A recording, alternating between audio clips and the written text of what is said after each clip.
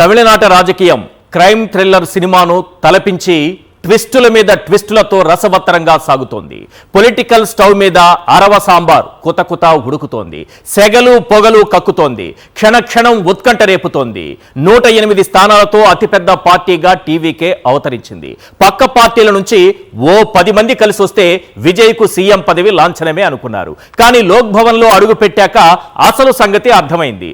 ముందు ప్రమాణ స్వీకారం కానివ్వండి, ఆ తర్వాత బల నిరూపణ చేసుకోండి అంటారనుకుంటే సీన్ మొత్తం రివర్స్ అయింది. ముందు మ్యాజిక్ ఫిగర్ చూపించండి, ఆ తరువాతే ప్రమాణ స్వీకారం అంటూ తమిళనాడు గవర్నర్ ఆర్లేకర్ ట్విస్ట్ ఇచ్చారు.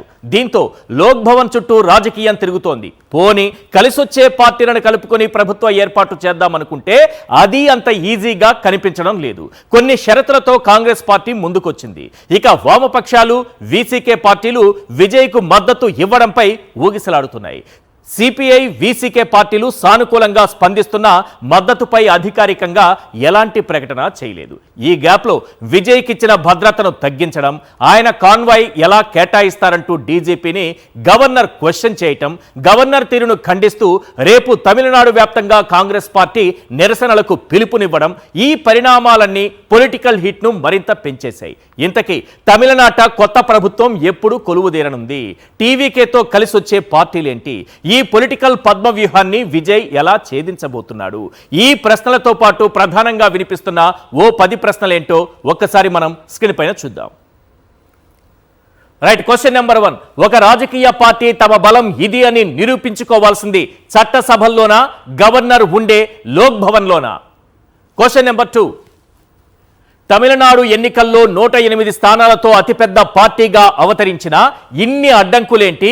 విజయ్ సీఎం అవుతాడా? Question number 3. కాంగ్రెస్ కలిసొచ్చింది, మరి వామపక్షాలు, వీసీకే పార్టీ విజయ్తో కలిసొస్తాయా? అవి నో చెబితే టీవీకే నెక్స్ట్ స్టెప్ ఏంటి? Question number 4. విజయ్కు మద్దతుపై వామపక్షాలు, వీసీకే స్వేచ్ఛగా నిర్ణయం తీసుకోవచ్చని డిఎంకే వారి కోర్టులోకే బాల్ విసిరిందా? Question number 5. ఆ 3 పార్టీలు కలిసొచ్చి ప్రభుత్వం ఏర్పాటైన 118 నెంబర్తో ప్రభుత్వాన్ని నడిపించడం విజయ్కు కత్తి మీద సామేనా? Question number 6.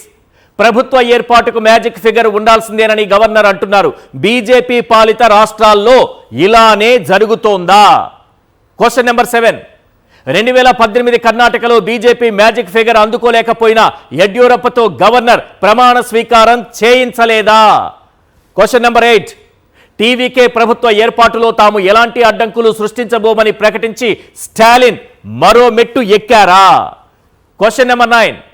ఇండియా కూటమిలో ఉన్న డిఎంకేను వదులుకుని టీవీకేతో కలిసి నడవడం కాంగ్రెస్కు లాభిస్తుందా, నష్టం కలిగిస్తుందా? Question number 10. డిఎంకే, అన్నాడీఎంకే పొత్తు అంటూ రూమర్స్ క్రియేట్ చేసింది ఎవరు? నీరు నిప్పు రెండూ కలిసే అవకాశం ఉంటుందా? రైట్, ఈ అంశాలపైనే చర్చిద్దాం.